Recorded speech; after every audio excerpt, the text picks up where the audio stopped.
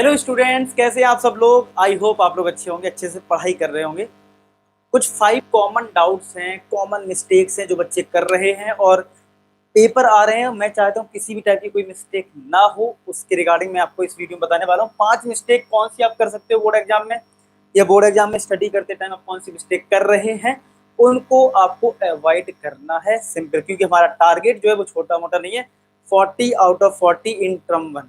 तो इसके लिए बहुत सारी चीज़ों को ध्यान रखना है। तो मैं आपको एक एक करके सारी चीज़ों डिस्कस करता हूँ। तो पहला पॉइंट है डेज एनालिसिस। सबसे पहली गलती हम ये कर सकते हैं, हम ये सोच सकते हैं यार कि नवंबर में पेपर है, 2 महीने हमारे पास हैं और आराम से तैयारी हो जाएगी। यहाँ पे आप गलती कर सकते हो। रीजन इसका ये, अगर आप सोच रहे हो कि 15 नवंबर से पेपर होंगे और आप इधर तक सोच के रखोगे तो आप गलत सोच रहे हो।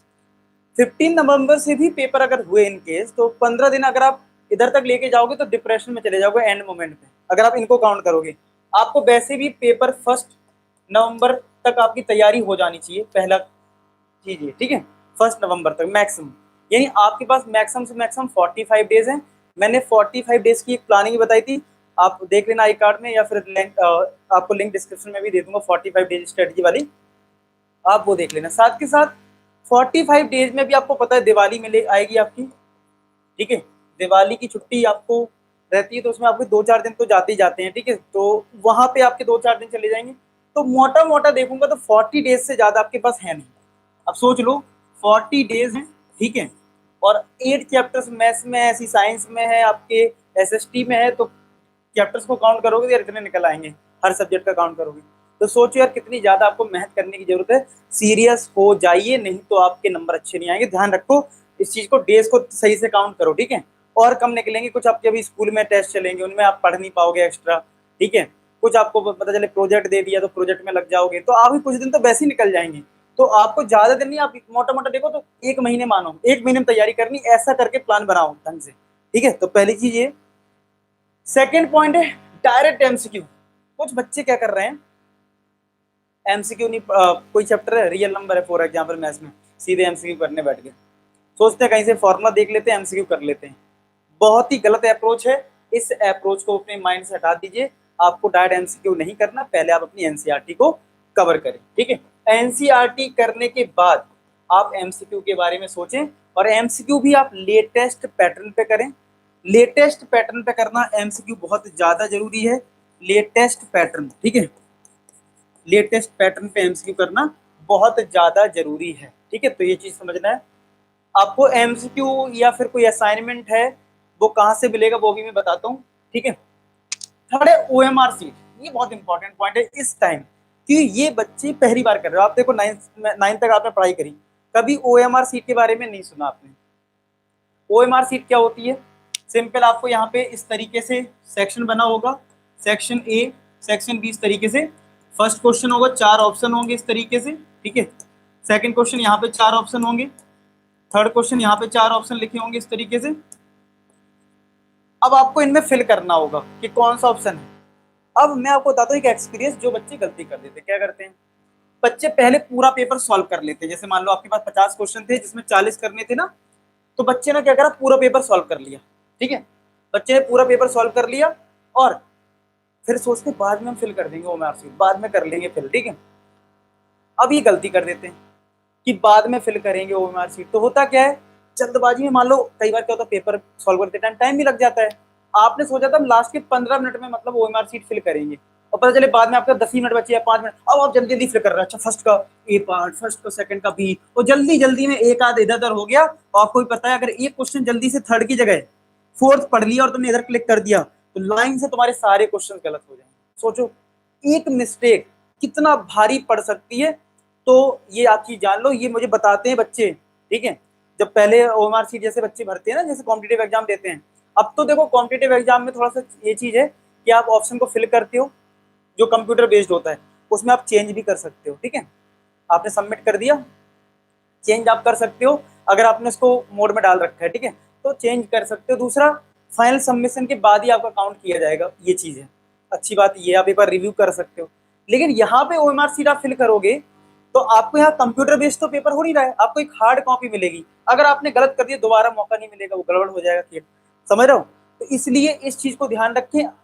तो सबसे बेस्ट अप्रोच पता क्या होती है ओएमआर सीट को फिल करने का, आपने पहला क्वेश्चन करा, फर्स्ट क्वेश्चन करा, तुरंत ही फर्स्ट का आंसर ए पार्ट है, तुरंत तुरंत का तुरंत काम कर लो, क्योंकि वो टाइम जो होता है रिलैक्स होता है। गलती हम ये सोच लेते हैं, हम सोचते हैं कि अभी बार बार ऐसे करने में, बार बार देखने में, बार बार एक साथ फिल कर लेंगे, तो ये गलती अवॉइड करना है। बेस्ट क्या है, एक ओएमआर शीट की प्रिंट आउट निकाल लो, मैंने टेलीग्राम पर डाल भी रखी है, प्रिंट आउट निकाल लो, और टेलीग्राम की लिंक डिस्क्रिप्शन में। वहां पे सिंपल क्या करो, आप कोई पेपर दे रहे हो, ठीक है, जैसे संडे को मैं टेस्ट लेता हूँ, क्वेश्चन करा, आदत बना लो कि क्वेश्चन करने के बाद ही मुझे, तो हर चीज की प्रैक्टिस करनी पड़ती है। अब सोचोगे सर मैं तो कर लूंगा, नहीं कर पाओगे आप, प्रैक्टिस करनी है। तो क्वेश्चन करने के बाद तुरंत ओएमआर शीट फिल करनी है, ये चीज की आदत डाल लो और प्रैक्टिस करना शुरू कर दो, ठीक है। चलो नेक्स्ट है target according to the time table. मैंने आपको 45 डेज की जो सीरीज थी, एक वीडियो बनाया था, उसकी जो लिंक डिस्क्रिप्शन में डाल दे रहा हूँ, उसमें आपको बता रखा है कि किस दिन क्या क्या करना है, उस टारगेट के अकॉर्डिंग चलो। अगर आप टारगेट के अकॉर्डिंग नहीं चलोगे ना, ये सोचोगे हम बाद में पढ़ लेंगे 10 दिन में, नहीं हो पाएगा। आपको हर दिन की एनालिसिस पता हो कि भैया डे 1 में हम कौन सा चैप्टर करेंगे, डे 2 में हम कौन सा चैप्टर करेंगे। जिन बच्चों को समझ में नहीं आ रहा कैसे स्टडी करें, तो मैंने इसमें पूरा बता रखा है, पहले दिन कौन सा करना है, दूसरे दिन कौन सा करना है। ऐसे मैंने पूरी 45 डेज की स्ट्रेटजी बना रखी, उसको फॉलो करो, स्ट्रिक्टली फॉलो करो। स्ट्रिक्टली फॉलो करने मतलब जो डिसाइड करा उसको किसी भी हालत में कंप्लीट करना, तब तक सोना नहीं है तुम्हें, तब जाके तुम अच्छे से अच्छा स्कोर कर पाओगे।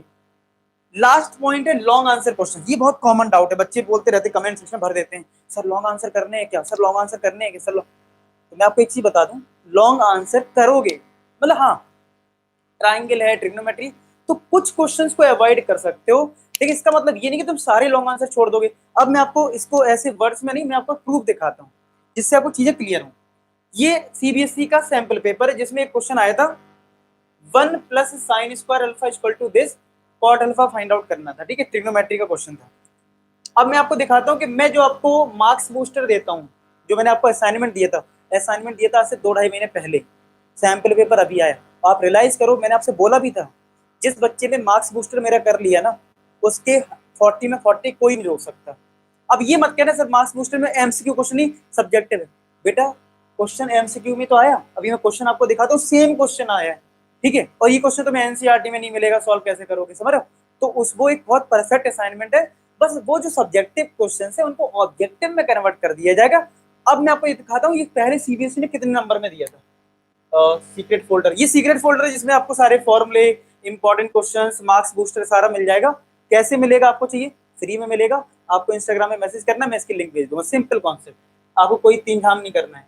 इस पर क्लिक करा और हमारा ट्रिग्नोमेट्री चैप्टर कहाँ है, ट्रिग्नोमेट्री इंट्रोडक्शन टू ट्रिग्नोमेट्री, ठीक है।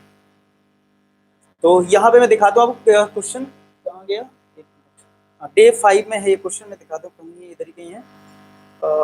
हाँ देखो ये आ गया, देखो 1 plus sine square equal to 3 sine theta cos theta tan theta निकालना है। और देखो ये कब आया था, अब मैं कोई हेरा फेरी थोड़ी ना कर रहा हूँ कि आपको अपडेट, मैंने दे रखा डे 5 में, देखो 4 मार्क्स के क्वेश्चन है, तो ये क्वेश्चन जो है 4 मार्क्स में। अब आप देख पा रहे हैं, पहले सीबीएसई ने 4 मार्क्स में पूछा था, अब वो क्वेश्चन 1 नंबर में डाल दिया। तो इससे पता लगता है कि लॉन्ग आंसर क्वेश्चन को कन्वर्ट वो कर देंगे, कोई बड़ी बात नहीं है। देखो ये 1 plus sine square same question है ना, आई बात समझ में, यहाँ पे कॉट अल्फा फाइंड आउट करना, वहां पे 10 था, रेसिप्रोकल कर दो, बस इतना ही तो अंतर है। तो अब आपको ये समझना है, सीबीएसई कोई भी क्वेश्चन को सिंपल ऐसे कर सकता है कन्वर्ट आराम से।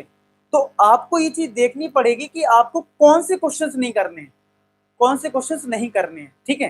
तो अब अगर आप प्रॉपर प्लानिंग ऐसे करके चलोगे कि लॉन्ग आंसर छोड़ने ही छोड़े, सारे नहीं छोड़ने, सारे नहीं छोड़े। जो मार्क्स बूस्टर आप देख रहे हो उस पर आपको 1-2 दिन में अपडेट मिल जाएगी, मैं क्वेश्चन मार्क करके दे दूंगा कौन से क्वेश्चन बिल्कुल नहीं करने, लेकिन कुछ करने वो हो सकते हैं, लॉन्ग आंसर में भी हो सकता है, बहुत शॉर्ट आंसर में तो होंगे होंगे, तो वो मैं टिक करके दे दूंगा, 1-2 दिन में पूरी तरह से अपडेट हो जाएगा, परेशान मत हो, मैं आपके साथ हूँ।